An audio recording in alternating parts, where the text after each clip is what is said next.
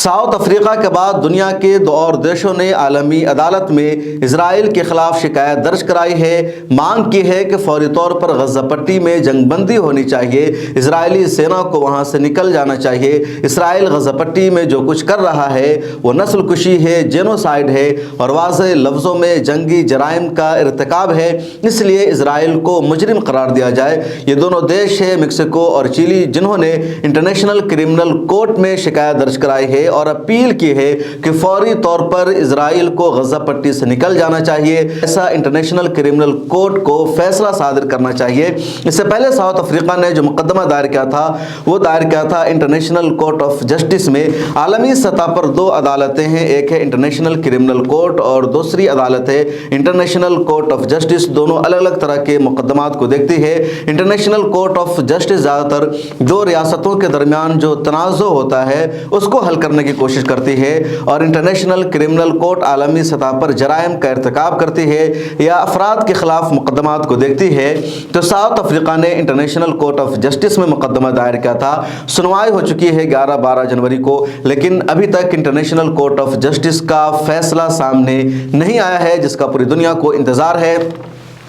इधर मेक्सिको और चिली ने इंटरनेशनल क्रिमिनल कोर्ट में शिकायत दर्ज कराई है और मांग की है कि फौरी तौर पर इजराइल को जेनोसाइड का मुजरिम करार दिया जाए, उसके खिलाफ फैसला सादिर किया जाए और बताया जाए कि इजरायली सेना को गजा पट्टी से फौरन निकल जाना चाहिए। मेक्सिको और चिली ने यह भी कहा कि साउथ अफ्रीका ने जो मुकदमा पेश किया था इंटरनेशनल कोर्ट ऑफ जस्टिस में उसकी हमने भी पैरवी की है, करीब से देखा है, साउथ अफ्रीका के हम साथ खड़े हैं और हमने महसूस किया कि गजा पट्टी में इजराइल ने जो कुछ किया वो आम शहरियों पर हमला था, आम इलाकों पर हमला था, आम इंसानों को टारगेट किया गया, वो जेनोसाइड है, वो नस्ल कुशी है और इसलिए इंटरनेशनल क्रिमिनल कोर्ट को हमारी शिकायत पर तवज्जो देनी चाहिए। तो ये बड़ी बात है कि साउथ अफ्रीका के बाद मेक्सिको और चिली ने भी इंटरनेशनल क्रिमिनल कोर्ट में शिकायत दर्ज कराई है, लेकिन इजराइल को किसी से फर्क नहीं पड़ता। इजराइल बार बार कहता आया है कि इंटरनेशनल क्रिमिनल कोर्ट का फैसला आ जाए या इंटरनेशनल कोर्ट ऑफ जस्टिस का फैसला आ जाए, हम गजा पट्टी पर अपने हमला को रोकने वाले नहीं हैं, अपनी इजरायली सेना को वापस बुलाने वाले नहीं हैं। दूसरी तरफ इजराइल में बगावत होती जा रही है, नेतन्याहू की सरकार गिरने वाली है, वहाँ सियासी अफरा तफरी मची हुई है। इजराइल के डिफेंस मिनिस्टर और प्राइम मिनिस्टर में शदीद इख्तलाफ है, आर्मी में इख्तलाफ है, हुकूमत में इख्तलाफ है, क्योंकि 106 दिन हो चुके हैं और 106 दिनों में इजराइल को अभी तक अपने एक भी हदफ में कामयाबी नहीं मिल सकी है और यही इजराइल के लिए सबसे बड़ी परेशानी है।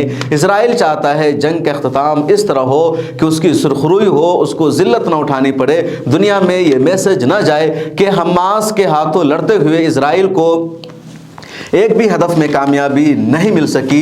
इजरायली सेना हुकूमत इसी तलाश में है, अब तक कामयाबी नहीं मिल पा रही है और अब अपने मुल्क में ही उनके इख्तलाफ बढ़ता जा रहा है। हमास के रहनुमाओं ने वाज़ेह लफ्ज़ों में कह रखा है जब तक जंग बंदी नहीं होगी, मुकम्मल तौर पर इजराइल पर बमबारी बंद नहीं की जाएगी, गजा पट्टी से इजरायली सेना नहीं निकलेगी, उस वक्त तक किसी भी एक कैदी को अब रिलीज़ नहीं किया जाएगा। इस वीडियो में इतना ही। इस हवाले से हमारी अपडेट आपको मिलती रहेगी। सोशल मीडिया के सभी प्लेटफॉर्म पर मिल्लत टाइम्स को फॉलो कर लीजिए।